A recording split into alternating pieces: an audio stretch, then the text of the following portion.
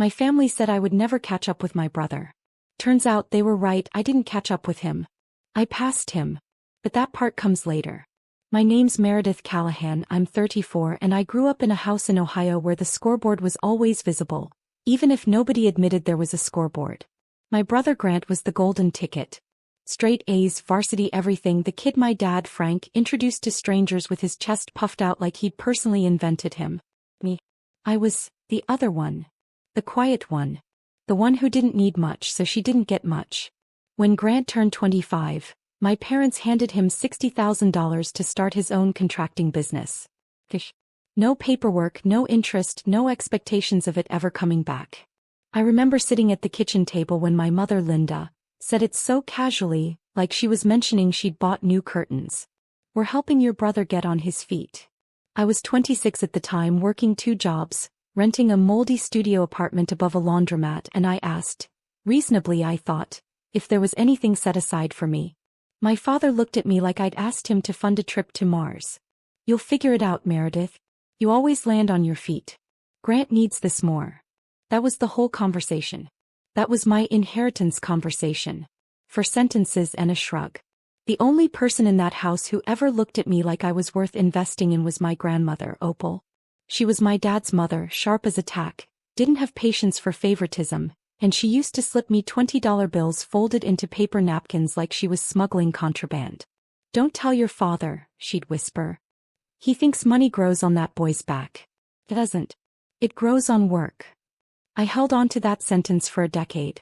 While Grant's contracting business ran through my parents' money like water through a sieve, failed twice, restarted twice, forgiven twice, I did something unglamorous. I got a real estate license. Then I got a second one for property management.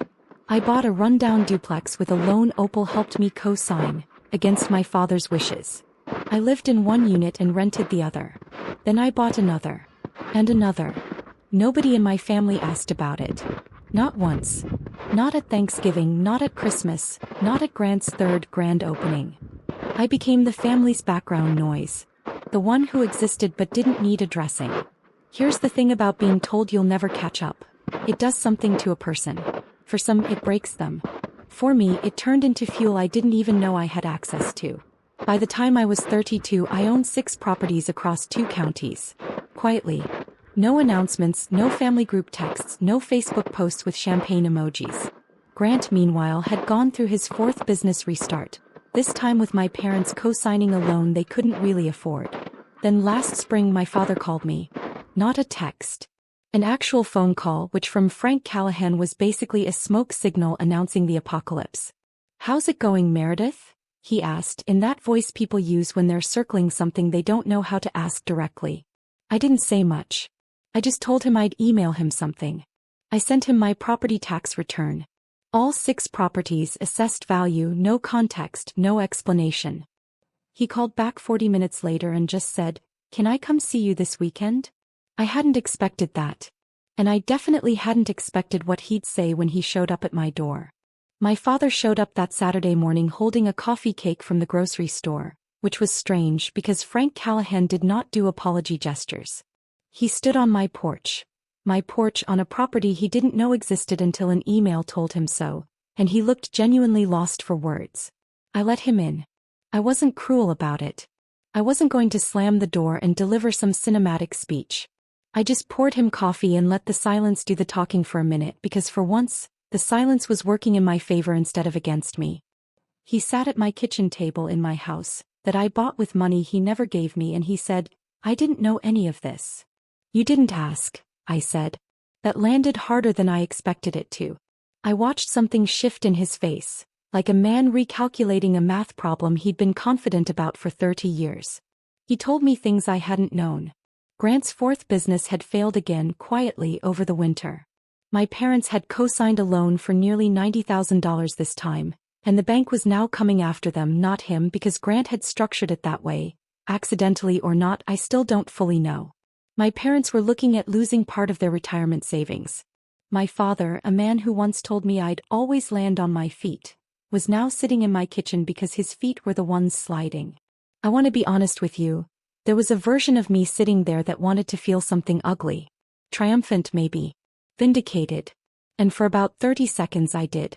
I let myself have that 30 seconds. I think anyone would. But then I thought about Opal.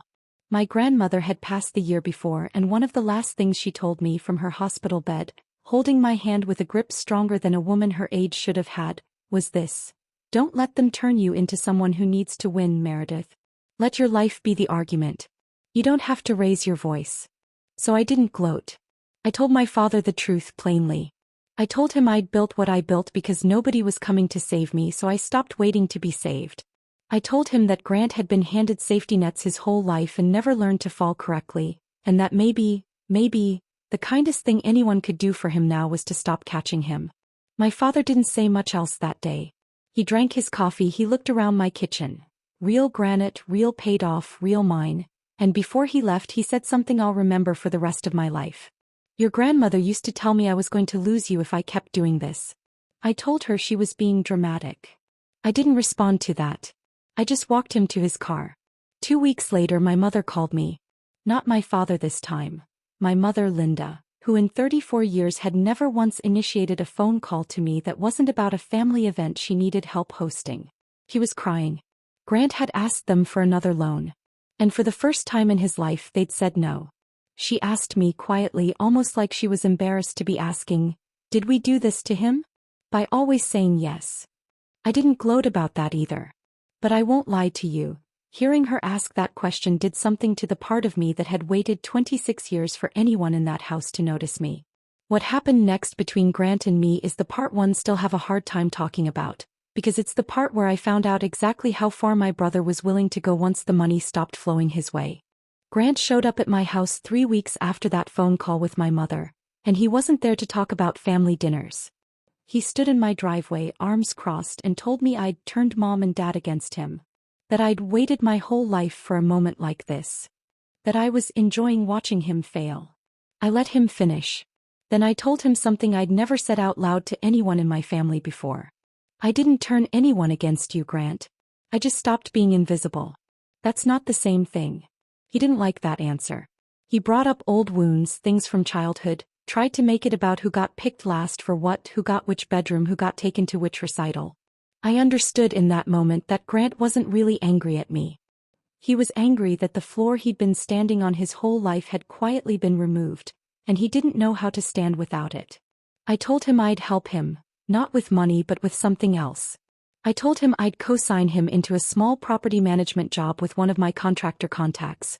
Real work, real hours, real paycheck, nothing handed to him. No safety net but a rope if he wanted to climb. He didn't take it well at first. He left angry. I didn't hear from him for almost 2 months. Then in July he called. Not to apologize outright. Grant wasn't built for outright apologies, but he asked about the job. Said he'd swallowed his pride. Said the bank calls had taught him some things about himself he didn't love learning. I got him the interview. He got the job. It wasn't glamorous. It wasn't $60,000 handed over a kitchen table. It was a hard hat, a work truck, and a paycheck he earned with his own hands for the first time in his adult life. My father called me again in September, this time just to talk. No coffee cake, no crisis.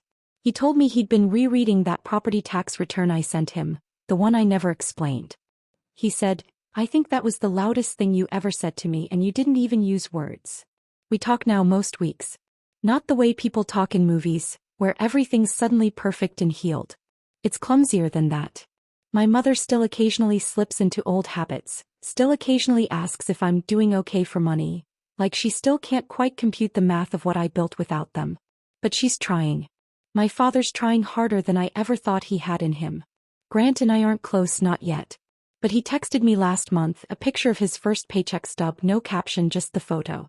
I think that was his version of a thank you. I think about Opal a lot these days. About that hospital room, her grip on my hand, telling me not to need to win. I didn't win exactly. I just stopped waiting for permission to build a life, and somewhere along the way the people who told me I'd never catch up ended up needing to catch up to who I'd become. That's my story. If you made it this far, thank you for sitting with me through it. If it meant something to you, I'd love it if you hit like. It genuinely helps more than you'd think. And if there's a part of this you disagreed with, or something you'd have done differently, tell me in the comments. I read every single one. Thank you for watching.